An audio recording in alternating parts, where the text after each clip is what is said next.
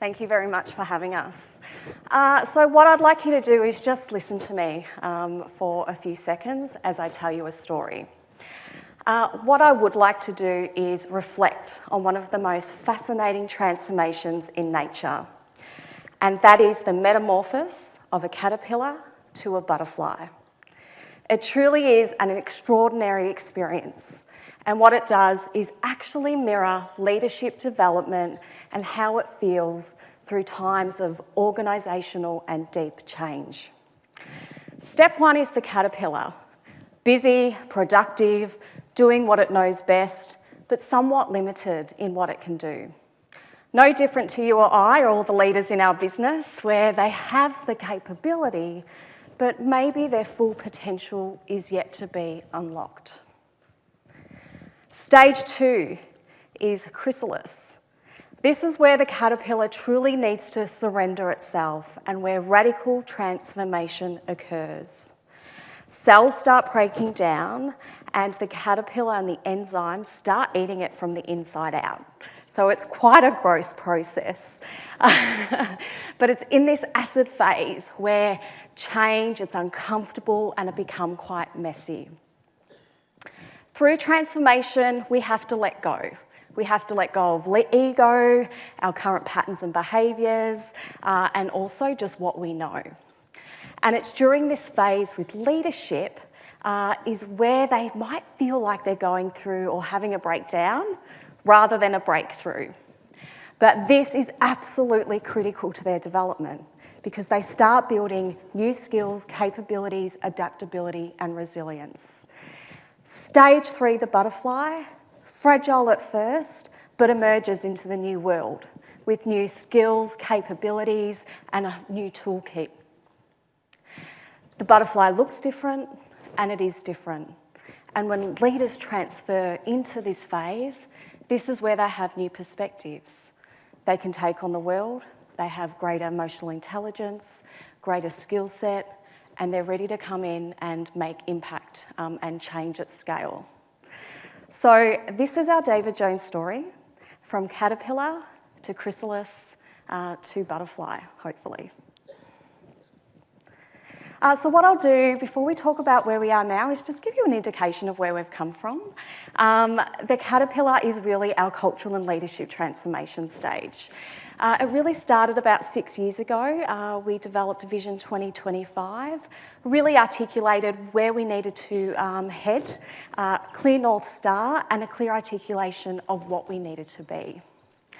We all know that strategy alone just won't bring everybody on the journey, so we did engage around 4,000 of our team members to really understand our culture and our values that underpinned that. So that's how we developed our cultural foundations. As per previous discussions, our cultural foundations are critical and rooted in the organisation. So really allows us to understand how do we lead, how do we make decisions, and how do we collaborate together. Strategy, this wasn't enough in its own right, and we knew in order to develop the organisation, senior leadership plays an absolutely critical part. But we wanted to be quite intentional, so we just didn't want to do development for development's sake. Probably about 4 years ago, we did engage LSI as the tool to use as a common language within that cohort. And then we engaged with lots of learning. Module 1 was leading to thrive, and Module 2 was leading to achieve. The core focus of these modules was around self-awareness, self-actualisation, accountability, trust, and obviously building that constructive leadership mindset and performance outcome.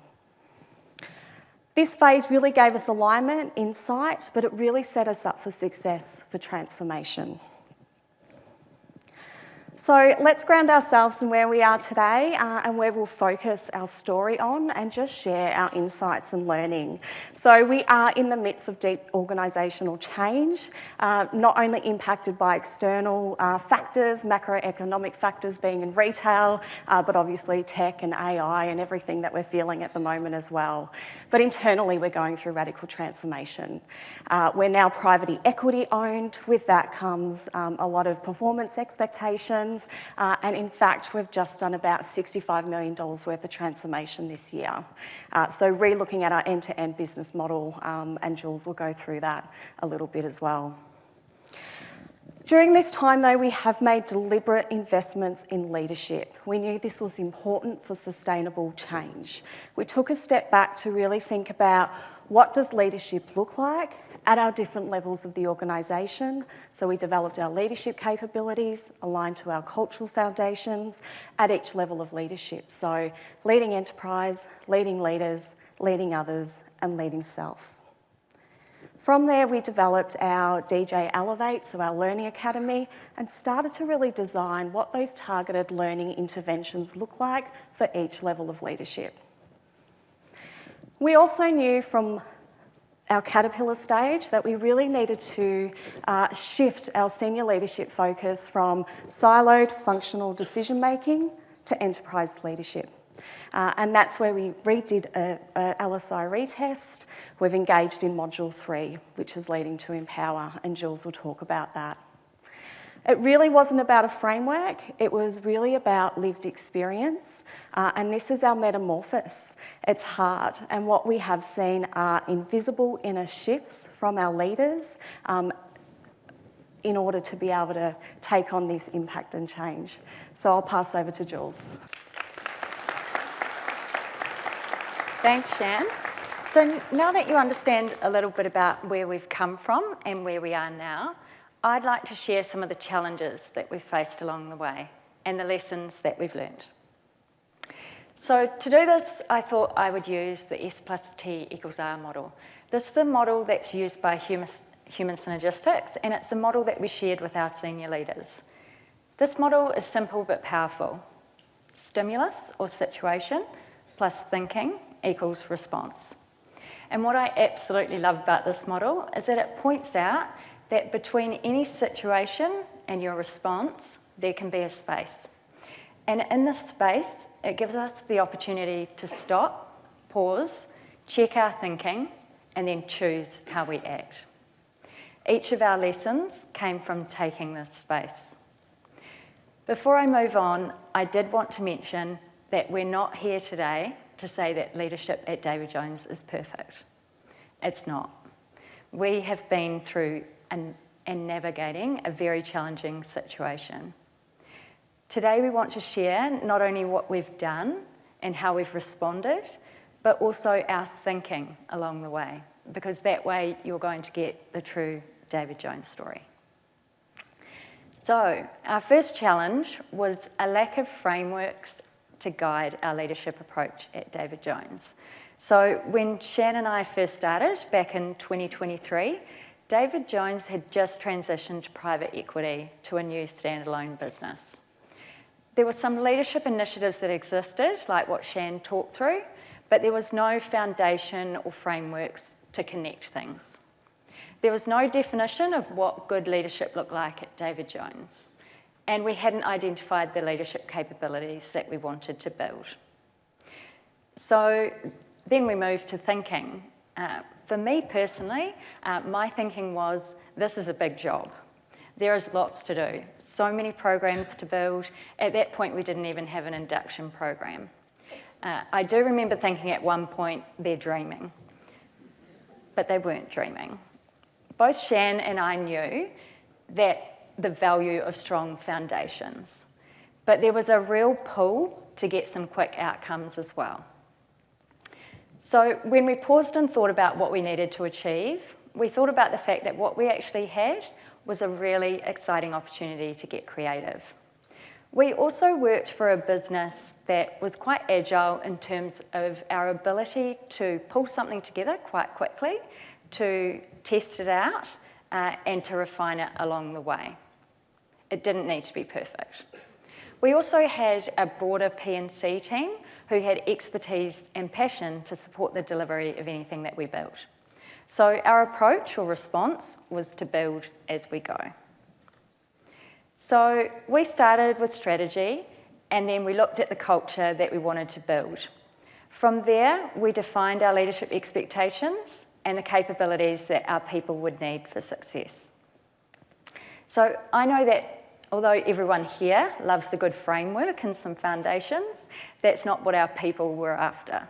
What they wanted was some practical learning opportunities to actually bring the skills that we'd identified, the capabilities and skills, to life and to be able to develop. So we started by creating leadership programs for all levels, like what Shan mentioned, at enterprise, leading leaders, leading others, and leading self. We created streamlined processes in the background so that our small team could manage all of our program comms, admin, and the internal design and delivery of all of these programs. And then what we did was we brought the capabilities to life at the start of every session. So we'd bring that framework up and we used it to explain the skills that we would be developing in that workshop. And that helped people make the links in their brain. Then we mobilised our P&C team. We used our P&C team and also our senior leaders to deliver a lot of these programs. And that was a fantastic opportunity for our senior leaders to step back, reflect on their own learning journey, and share that with others. Then we included a mix of learning that could happen on the job or through others, and we created a learning hub called DJ's Elevate. And that's where people could go and pull their own resources for themselves. And finally, we constantly asked ourselves, how can we make this happen easily and quickly? And the answer these days was often AI. So I'm going to be very open. We used AI to structure our program comms, to design some of our sessions. We used it to get case studies, scenarios, etc. So that's how we made things happen really quickly. Which brings me to our next challenge that unfortunately AI couldn't help us with. And that was finding the right time to continue leadership development with our senior leaders. So our situation was our senior leaders were under pressure. They were going through transformation, there was a lot of uncertainty, and there were some really heavy workloads. Our retail environment was tough, so there's budget constraints, resource pressures, and constant change. Our leaders were in the chrysalis, so they were basically covered in acid. They weren't necessarily thinking that leadership development was the thing that they needed to do at that point in time. And it was tempting to think that it would be better to delay until a better time. But when we paused, we reflected on our reasons to keep going. We had a CEO and a Chief People Officer who were committed to leadership development, and they had protected some of our budget. And to me, this was a massive win and doesn't happen everywhere. They had been making some really tough budget decisions at the time, but they'd protected that budget for us. We had had some momentum from the first 2 modules, and we'd had really good feedback about that. And the one thing that our leaders had told us is that they wanted opportunities to grow and connect. So our response was to continue with Leading to Thrive Module 3. So we designed this session to make sure that it addressed exactly what our leaders needed right then. And that was empowering themselves and others through change and transformation. We maximised our budget. So I've sat here before and heard people speak and thought, we can't afford that. We don't have budget to work with human synergistics. So what we did was we got creative, and I delivered the morning session and took them through till just after lunch, and then Corinne came and joined us for the afternoon, which worked really well. We added some value with an LSI retest, and we had one-to-one coaching that took place for every person following the workshop. We created space for open and honest conversations, and we reinforced why constructive leadership matters. Great leaders retain people, especially during tough times. I know for myself, I'm still at David Jones because of someone just there. So our LSI retest confirmed that between 2022 and 2025, our constructive leadership styles had actually held steady, and this was during a challenging environment. What was pleasing to see was that humanistic encouraging remained the primary style, and that's a key skill and style that our leaders will need to empower and coach people through change. We know that we still have work to do to build some constructive leadership behaviours, And we had some really open conversations around shifting perfectionistic, dependent and avoidant styles. And we had great feedback that in those one-to-one follow-up coaching sessions, that's when our leaders really gained some self-awareness on how to do that, and they put action plans in place. And we intend to continue investing in leadership development and LSI. Which brings us to the last challenge or lesson that I wanted to share. This is personally my favourite because I found it very challenging. In Module 3, we wanted open, honest conversations on leading through change. We wanted our leaders to tell us what was really going on because we had an idea, we'd heard, but we hadn't had the conversation. We wanted to surface the challenges and then we wanted to celebrate some of the progress that had been made. So we wanted to focus on role modelling, having a constructive conversation, shifting from avoiding the conversation and getting perfectionistic about what we thought we wanted to be, and more towards having the conversation in an achievement way. So then we move on to thinking. During the workshop, the focus and the thinking started to shift to the challenges that our leaders were facing without any quick fixes. The discussion actually got really heavy, and at one point, I was personally thinking, what have we done?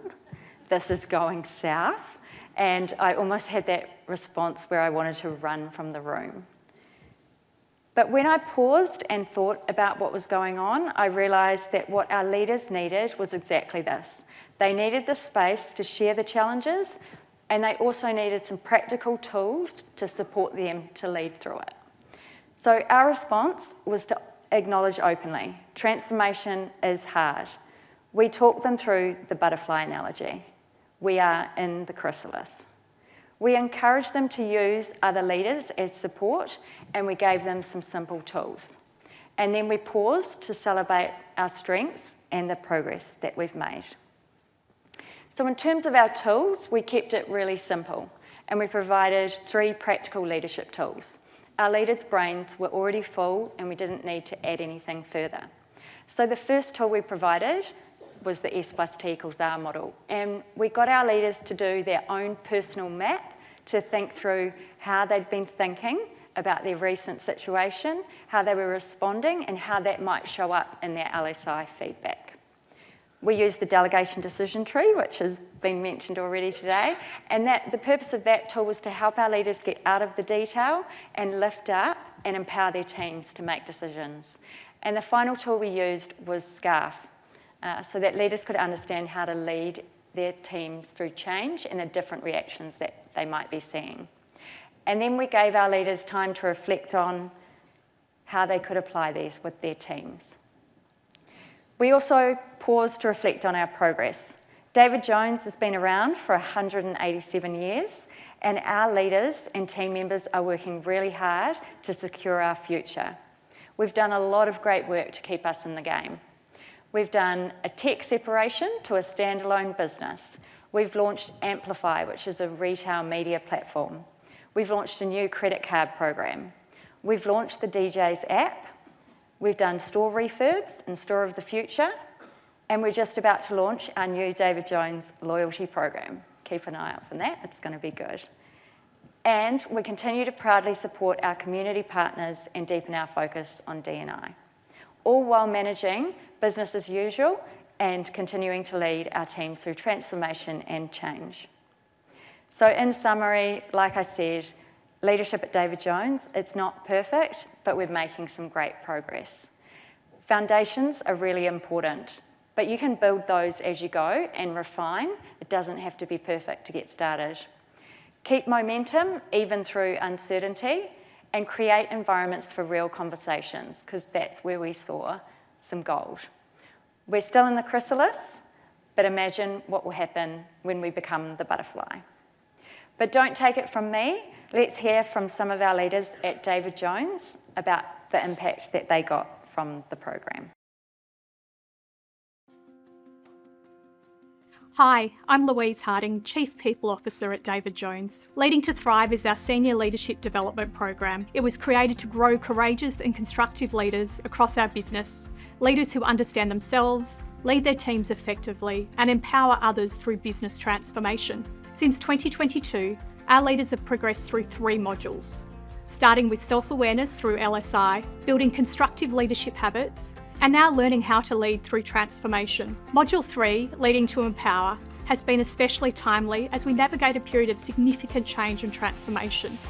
It has enabled some honest and powerful conversations about what leadership looks like when things feel uncertain or overwhelming. For many, it may have not felt like the easiest time to pause and reflect. That's exactly why we did. We knew these conversations, however challenging, were necessary. We've seen leaders lean in, share openly and reflect deeply. Now you'll hear from some of them as they share how the program has shaped their leaderships, especially in times of change.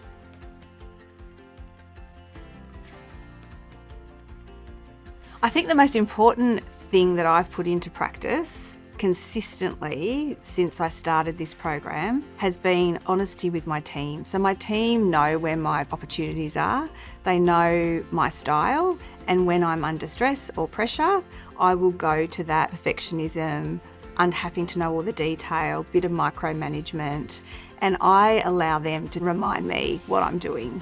I've opened the door to that so they can remind me that they've got this. They're just coming to me to get a little bit of steer, but they actually have it. And that's really helped me, because sometimes if you're in that pressure cooker and you've got a lot going on, you don't recognise it in yourself. The biggest shift for my leadership has been finding my cohort of leaders across the business. I used to have this feeling that everything was just for me to solve, that others might not be going through the same challenges I am as a leader, or that my team are having the same challenges as others as well. I've really lent in to finding a cohort of other leaders across the business. The one-to-one coaching was really valuable for me in that when I met with the coach, I had described myself as self-actualizing, and in the coaching session, my coach also pointed out that that wasn't showing up for others. So the coaching session really helped me to work out that I need to open up a little bit more when I'm in my meetings or with my direct reports or even with my leaders. I was maybe more focused on tasks and getting the work done than really sharing some of those other more human aspects of myself in the workplace. From a Module 3 perspective, those conversations were certainly confronting in the sense that it was nice to know that we'd actually been honest and open enough to have those conversations, and that we're in a business that would support us to navigate through those. And what really stuck with me was the collaboration that I felt that when we came out the other end of those conversations was kind of formed and forged in the group that I was in.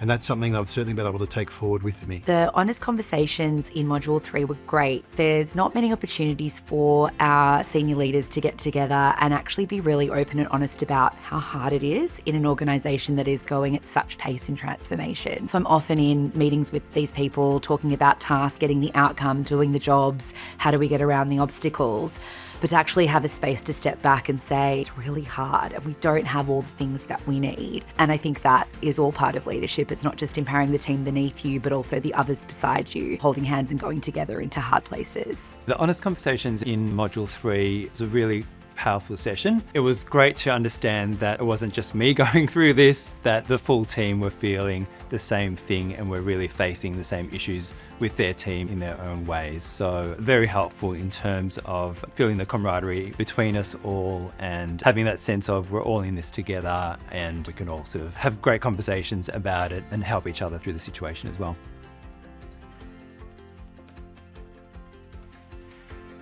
Definitely from my perspective, it's the S plus T equals R. Certainly helping me understand what my triggers are and what my abilities are to help influence and add value to conversations with people and really feel as though I've got the ability to influence and collaborate with them. The tool that I've put into practice is the delegation decision tree. I've made sure that all of my direct reports, they understand the tasks that they're able to do and they just let me know that it's happening.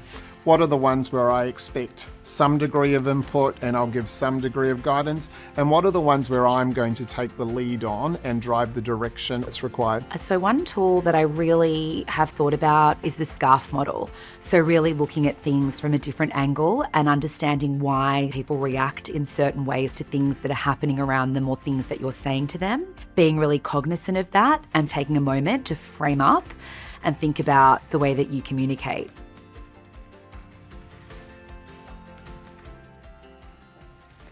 So just to close off, we've definitely seen some impact on our journey and we're making a real difference from a team member engagement perspective and also a customer experience perspective. Since the launch of the program, we have seen an increase in our leadership index, so that's around team member sentiment, in our engagement survey around leadership effectiveness. And ultimately, what we are finding is leadership is absolutely critical to our business, our culture, our transformation. And when our people are happy, obviously that translates to our customers as well. So where to from here? As I said, we are looking towards the butterfly. We're not there yet. We're still in a bit of acid. We still need to bring around 50 of our store leaders through Module 3 and the program itself. But we're really focused on ensuring that we're future focused. We're looking at how do we build adaptive leadership and enterprise-wide leadership to deliver our 2030 strategy. With that, we know that we also need to reflect on our leadership capabilities, so what I call full stack leadership. Let's really think about what are the behaviours, what are the capabilities, and what are the future fit skills we still need to develop. And that's where we'll be looking at Module 4, purely focused on, as I said, adaptive leadership and how do we leverage innovation in such a changing world. So how do we utilise technology and AI and get everybody on that journey? So as I said, this isn't really a finish line. We're still in the acid phase, but we are committed to the future and we're committed to ensuring that we do have bold leadership and the capability in the business to forge forward to the realisation of our 2030 strategy. Thank you.